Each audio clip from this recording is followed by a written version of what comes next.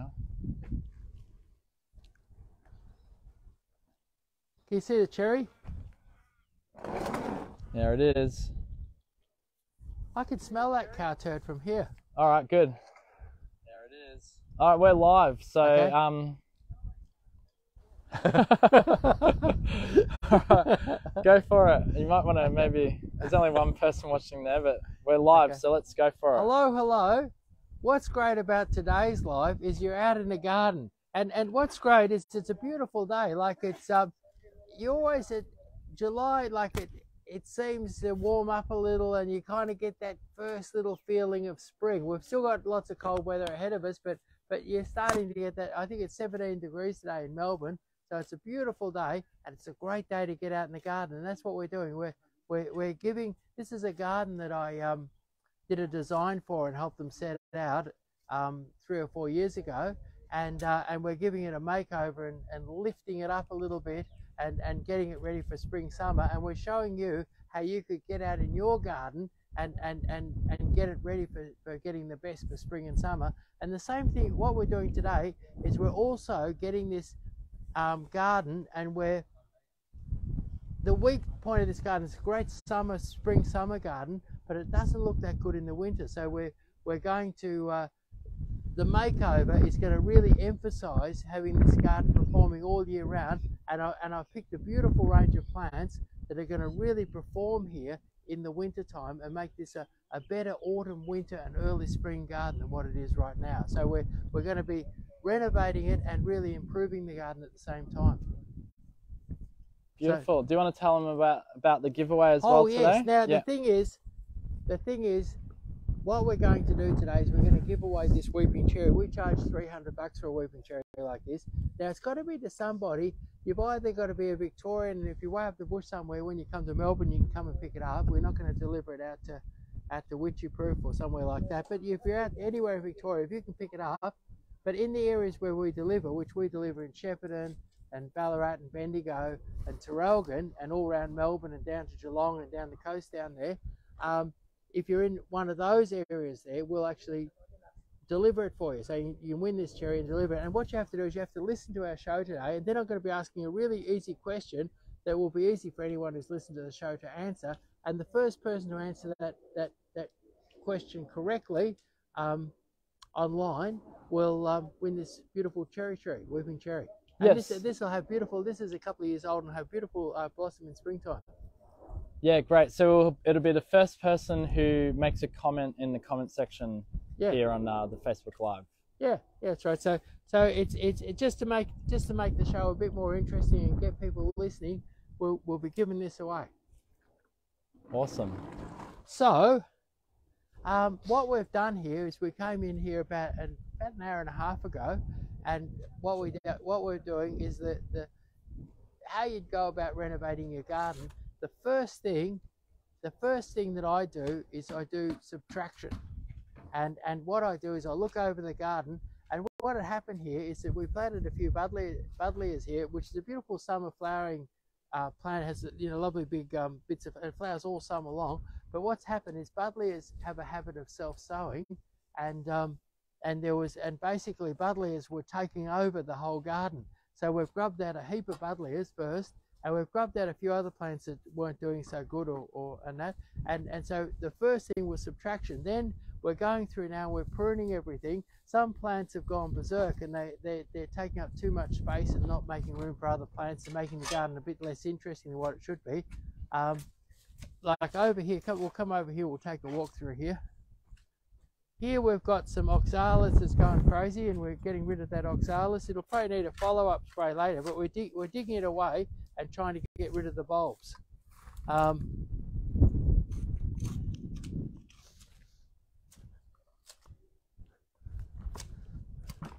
Kadar here is trimming. This is it was a pity to do this, but it needed a good trim. It was covered in beautiful purple flowers, which you can see here.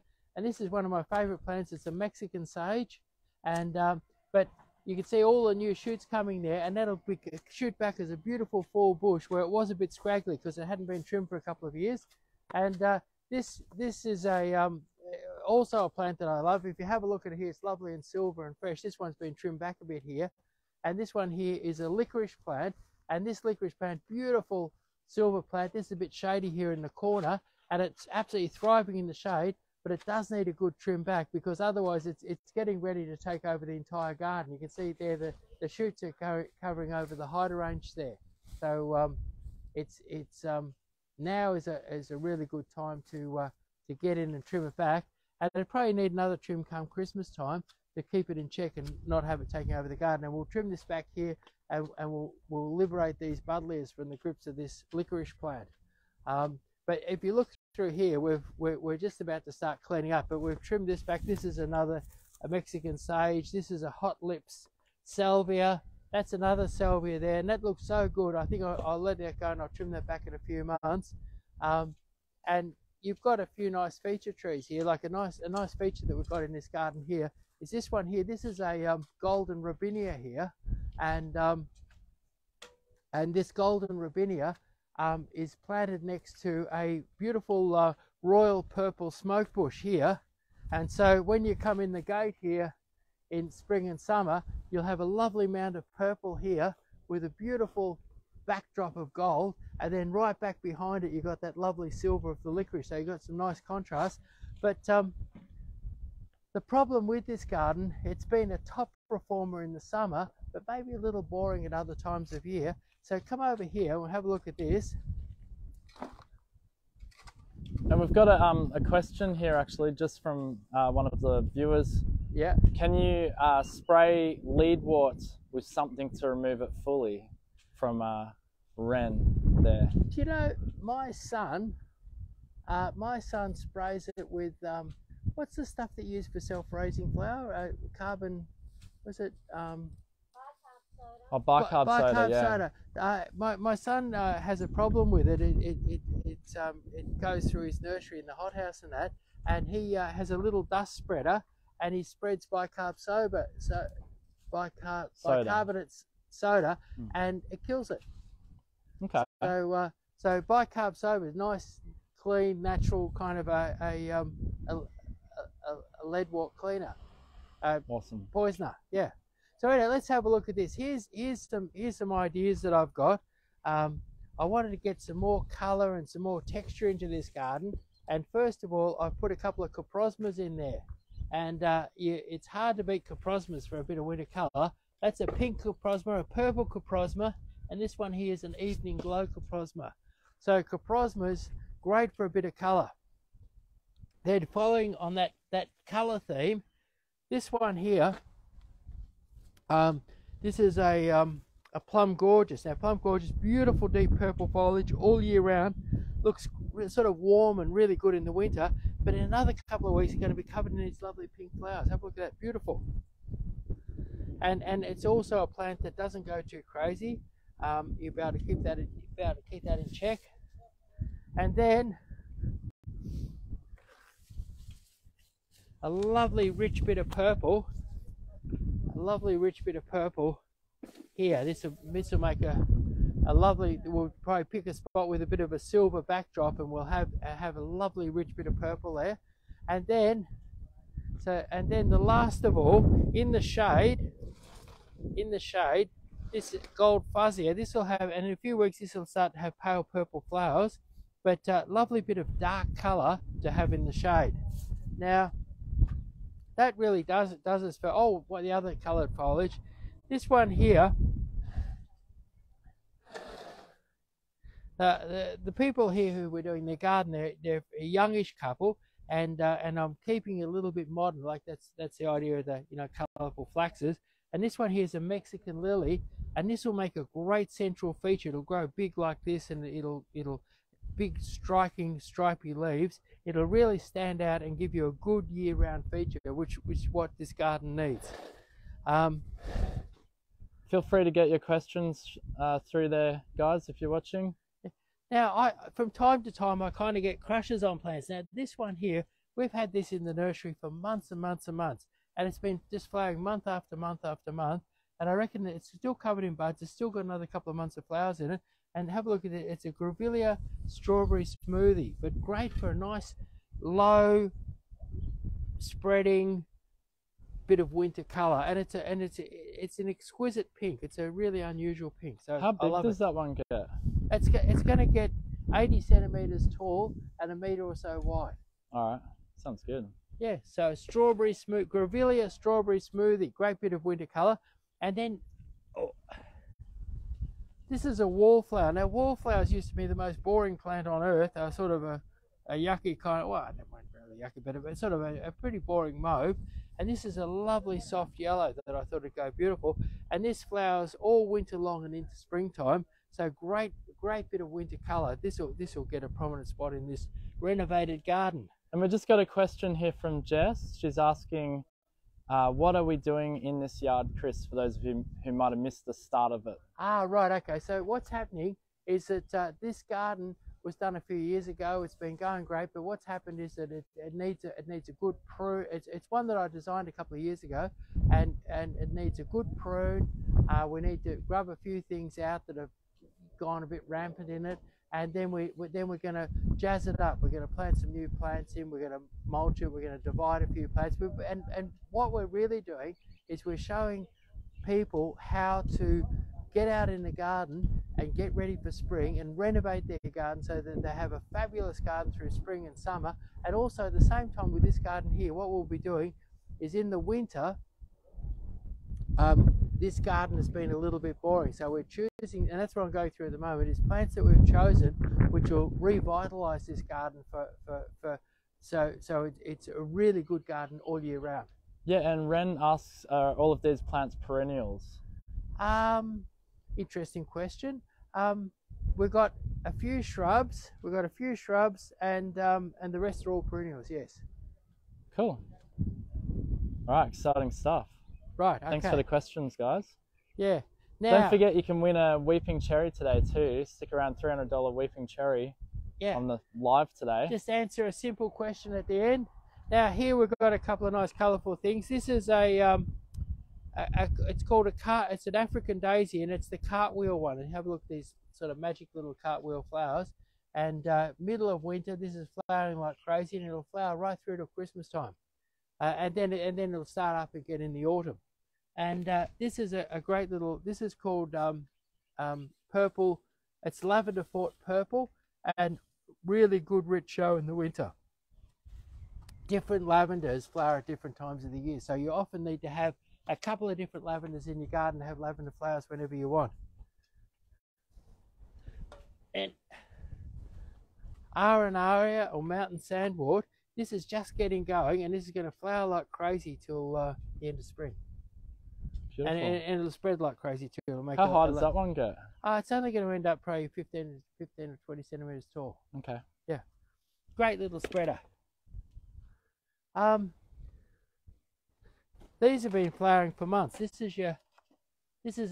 got a couple of more lavenders there. So that we've got lots of flowers at different times of the year. That's a really purple one. That's a sort of a deep purple, that one there. That gives you a couple of different lavenders. So we'll have a few lavenders, so you've got lavenders for lots of the year. Then this one here is a great plant. This is a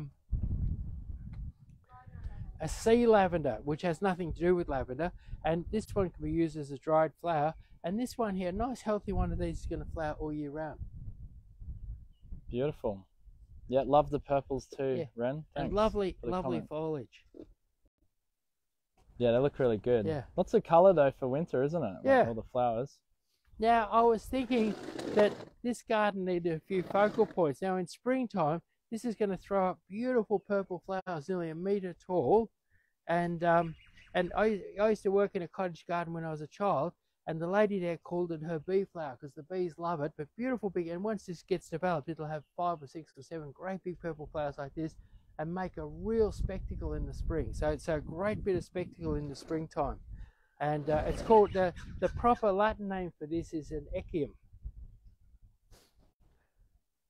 Now we've got a bit of shady area in this garden, and we're going to pop this one here in the shade.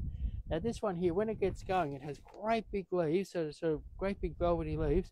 It's evergreen, and then it has a sort of a hydrangea, sort of a fluffy kind of a hydrangea style flower, the size of a hydrangea like that, but it's a beautiful purple. So really interesting plant for the shade, and I always have trouble with the name. It's called It's called a Got a picture Bartolina, there we can look a at. Bartolina sordida.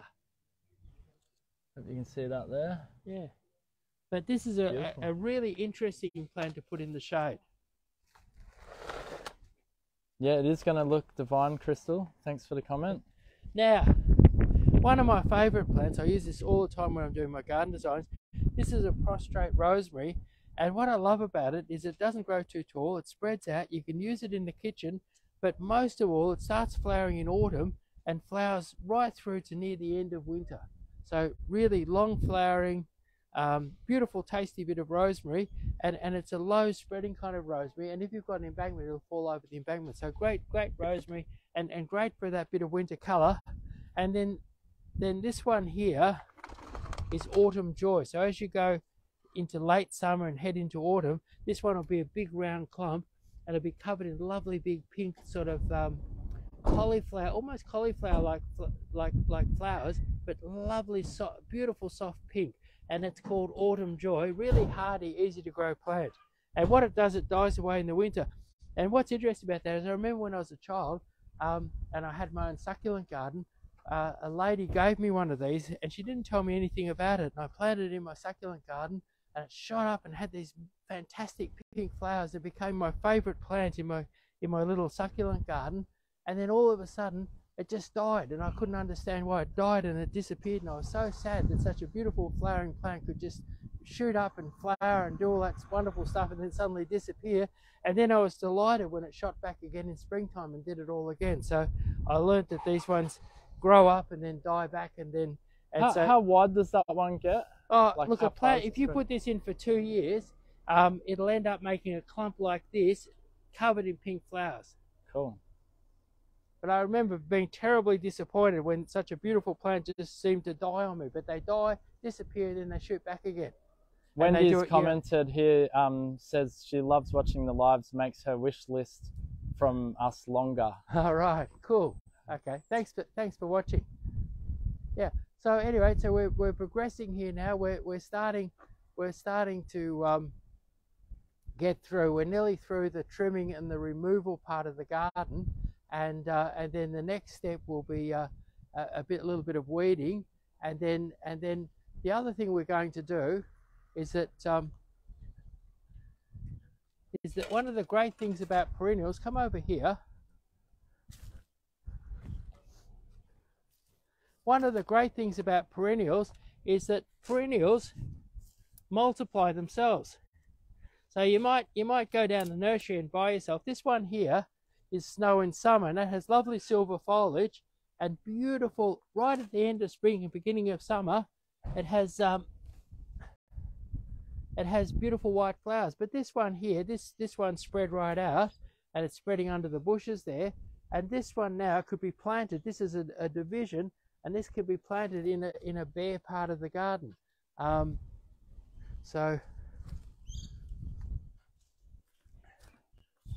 So I really like that as an edging plant, and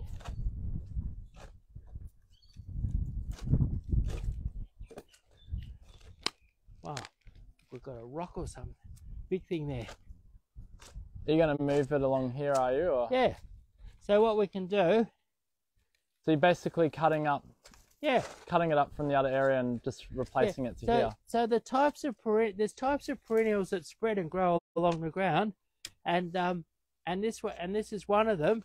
And what we can do,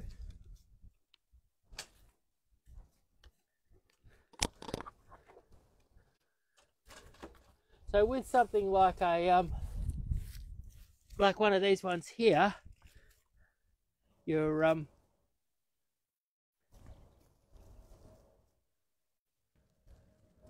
snow in summer, it's as simple as chopping off a piece and transplanting it. And I could probably get, without ruining that piece there, I can get a half a dozen plants out of that there, yeah. Out of that there. They're over here. This here, you can see it's the middle of winter, so this one's not flowering very much. But see this one tiny flower here? That's white pratia. If we can see it there on the live. Yeah. It's a bit hard to see. But There's anyway, some white flowers there's some flowers there. Yeah. But anyway, so your white party is another one of those plants that it's another one of those plants that roots as it goes along. So when you cut off a piece like this,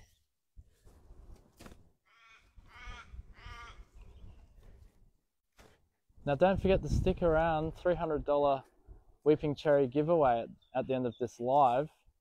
yeah, so this is a beautiful flowering plant, makes a lovely border, great to put around rocks and things like that. But if you've got one in the garden and it's spread out like this here, I could chop 10 or 20 really nice pieces out of here and put them all around the garden. So and how deep do you need to dig that? Just to well, what I've done here is more than enough. Yeah. You can see the roots are going down. They're going almost to the bottom of my shovel. You see all the roots there. Yeah. But and you could do that. You could do that with the thyme. But there's any of your plants. We've got thyme just here, and you could do that with the thyme. And we've got over here. I've got a beautiful fragrant violet. And you'll find that he's one that roots as he spreads, and has a beautiful fragrance, that one there, and he's just a lovely winter flower, the violet. And so that's another one that you can just cut and spread. Now come and have a look over here. And if you have any questions on winter garden maintenance, get them through now. That's what we're covering today. The best way to get your garden looking beautiful in winter. So what Kedar's doing here is he's this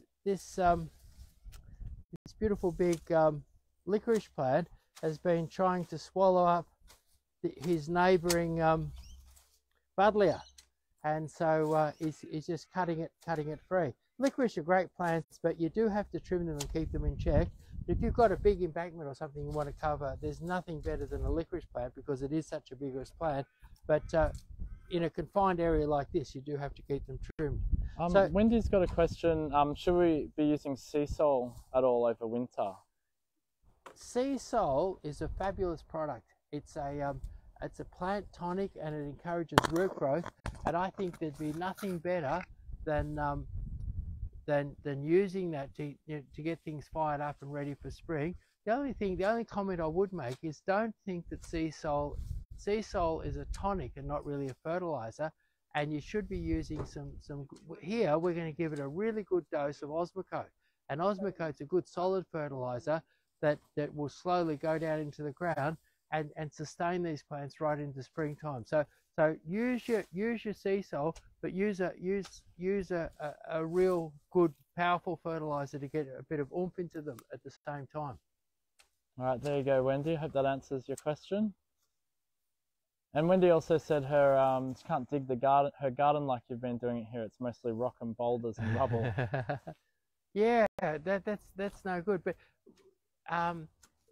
for rock and boulders and rubble, what I'd be using is a steel crowbar with a sharp point on it, and you sort of go like that with it and chip down. This garden here, because it's been mulched, and it's in Glenroy, and you'd normally expect the clay and the soil in Glenroy to be quite hard. But what's happened here? This has been mulched. It's been watered.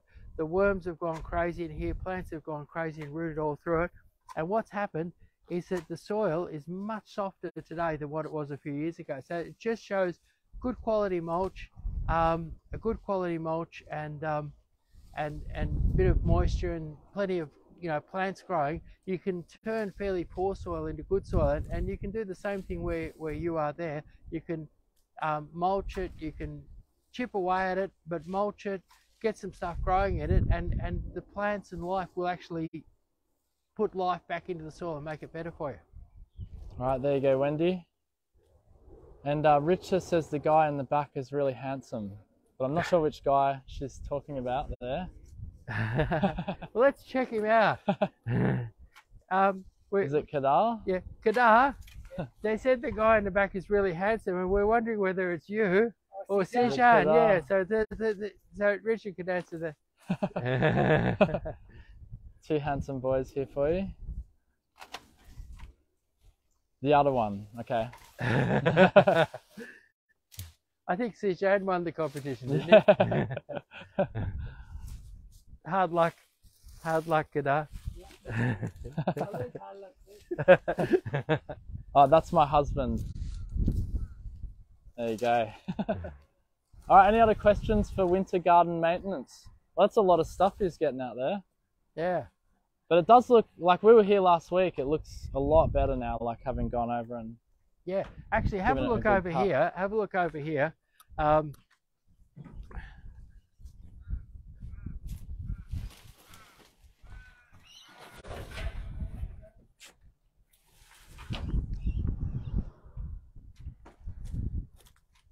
this is the waste, is it? Yeah, and it's interesting to look at that because my mum is a great gardener, and the lady who taught me how to do cottage gardens when I was a child was a great gardener. And the thing that I learned from both of them is a degree of ruthlessness.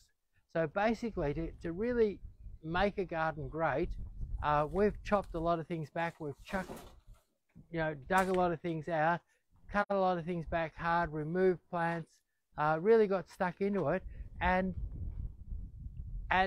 in some ways we've lost some flowers and we've lost a bit of ground, but that little bit of destruction that we've put in here now is going to be vital for the renewing of this garden. So it's good to look at the amount of waste here and think, when you get out in your garden, you might have to get it really looking good, you have to be willing to make some hard decisions and be a little bit ruthless. And we've taken some plants that were probably fairly good, and because they're in the wrong spot, or because there are too many of them, or they're a bit boring or something like that, might have been a good valuable plant, but we've chucked it out and we're going to put in better stuff and make this garden more exciting than what it was. Great. We've got a question here from Matt saying his Nandina moonbay has lost all of its red colour and the tips are dead. Should he replace the soil or add something to it? I'd reckon that it needs a bit of a feed. I'd cultivate around it, give it a feed, a bit of Osmocote, a little bit of limestone if you've got it, and water it a bit more this spring, summer. Beautiful. And then Sal is asking, do you compost the waste? What do you do with it? That's what you should be doing with it. Unfortunately, I don't really have the facilities for this sort of volume, and I'm gonna chuck it in our nursery waste bin. But composting better way well organised. Like I was brought up with my parents having a 5-acre garden, and they hardly ever bought any fertilizer. We just used a bit of cow manure for the fields next door, and mix that up with some compost, with all the garden waste and the household waste. And we're able to plant new gardens and fertilise plants and look after acres of garden with just a decent sort of a compost heap. So I really believe in compost heaps. They're very, very valuable. All right, and yep, you're welcome, Matt. Any last questions here before we get to the end and our $300 Weeping Cherry giveaway, which we're about to? Have you got the question ready there, or? Yes. Well, let's see if there's any last questions before we go to that. Anyone else have a question about winter garden maintenance they want to ask before we sort of get to the end of the live here? And is there anything you want to add at all, or do you feel we covered it all? I think we've covered it all. Essentially, summing it up, what we've done is we've gone through, we've looked at everything. We've worked out what to get rid of. We've worked out what to prune back, and then we're dividing and spreading a few plants out, replanting, weeding, fertilizing, chucking on. We've got these bags of mulch here, chucking on a few bags of mulch, and it'll be job done. So that's the key to it. All right, great. We do have a couple of questions that have just come in. So, what's your tip for getting rid of weeds? By Sal.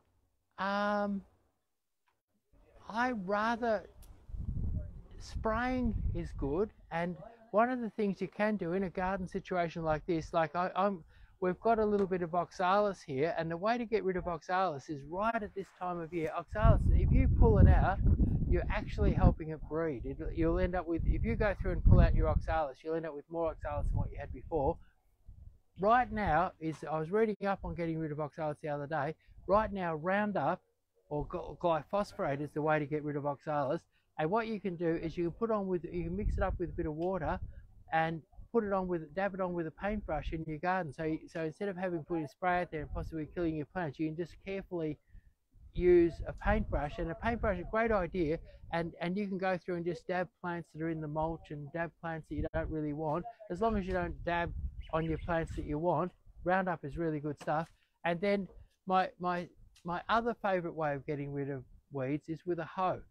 Once you hit into spring and summer and you've got that warm sunny day, you don't even have to clean your weeds up. You just go through, chop them off with a hoe, leave them there, and they'll shrivel up in the sun and they'll be gone. And that little bit of residue that's left there makes a nice bit of mulch.